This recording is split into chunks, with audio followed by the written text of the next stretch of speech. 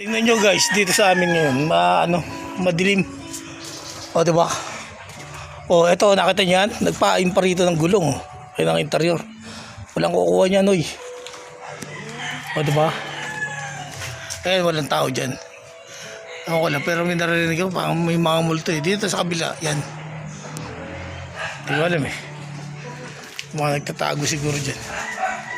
O, sa'yo, kung nandiyan ka, pumunta ka na rin sa akin. Mas save ka pa rito sa akin eh. Mga gunggong, mapahama ka pa dyan.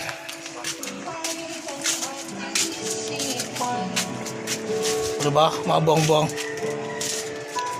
Ito ang tuloy na pangyayari.